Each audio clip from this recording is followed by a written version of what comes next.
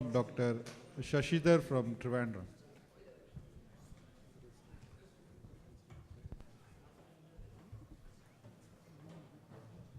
This is this one.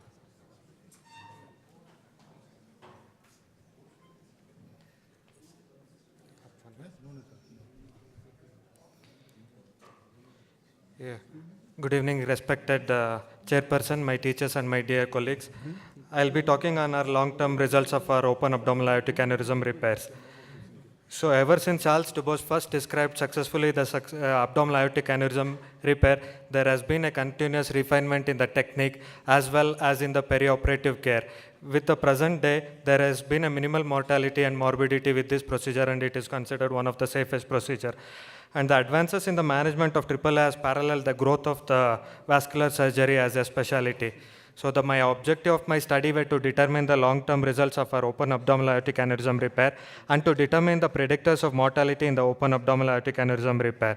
So my study consisted of 274 consecutive patients who underwent abdominal aortic aneurysm from 98 to 2013, predominantly male cohort with a mean age of 63. All patients who had suprarenal aneurysm type 4 and the patients who underwent E were excluded from the study.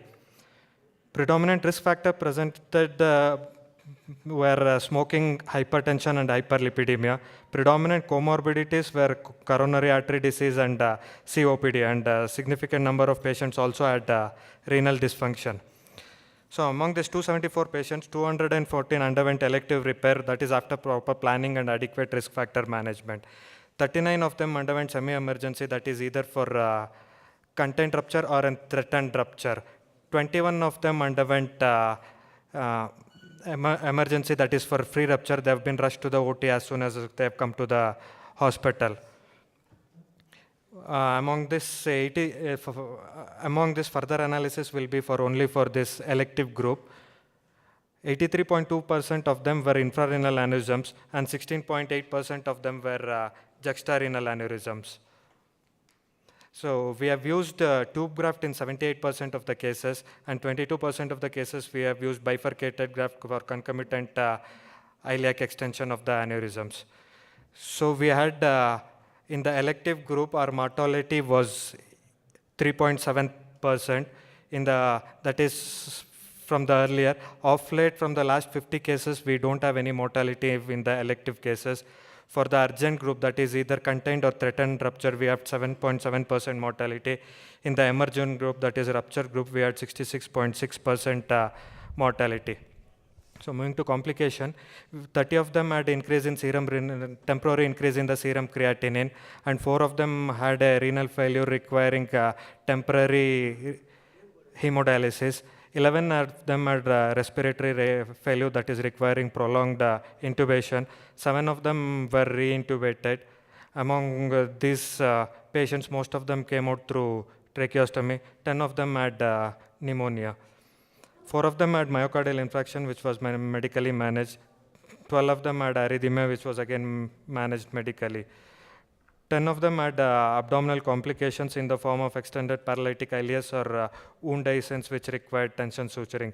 There were no neurological or any thromboembolic complications. Our long-term outcomes, 6 of them had pseudoaneurysms, 1 proximal and 5 distal at the femoral site. All of them underwent repair. 2 of them succumbed later due to infection. 6 of them underwent non-graft related intervention. That is 5 of them for incisional hernia and 1 for intestinal obstruction. 4 of them had graft limb occlusions, among which 2 of them, the graft limb were revised and 2 of them are on coagulation.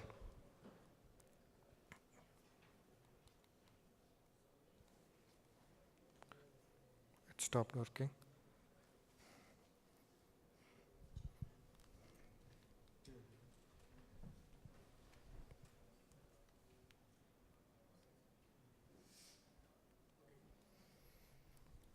So the statistical analysis was long-term survival is shown in this Kaplan-Meier life table analysis. Predictors of mortality, the long-term mortality were shown in the univariate and multivariate analysis, and the p-value of less than 0.05 is considered significant.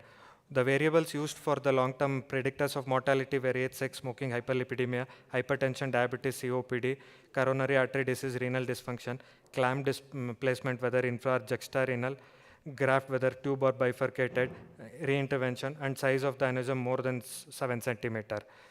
With the univariate analysis, following variables were significant predictors of long-term survival, that is age, coronary artery disease, renal dysfunction, size of the aneurysm that's more than 7 centimeters, and reintervention.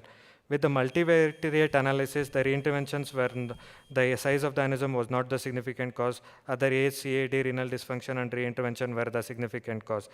This is our long-term survival with Kaplan-Meier lifetime analysis showing 5 and 10-year survival as 84 point and 66.6% survival.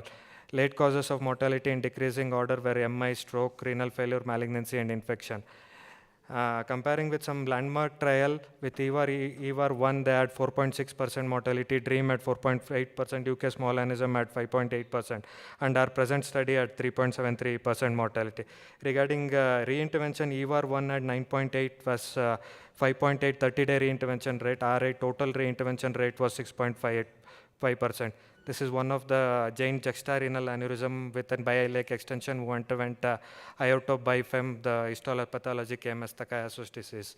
This is one of the patient with an degenerative infrarenal aneurysm with biiliac extension underwent ioto bifem bypass. Last slide. Ioto right femoral left iliac bypass. So to conclude, it's a safe and durable procedure, excellent long-term results. If you operate in a patient less than 70 years, they have a good survival rate. Long-term predictors of mortality were coronary artery disease, renal dysfunctions, and reinterventions. Reinterventions following an open repairs are less, and our results are comparable with that of the results published in the literature. Thank you, Dr. Shashidhar. That's a good presentation. Now we'll go to the next topic.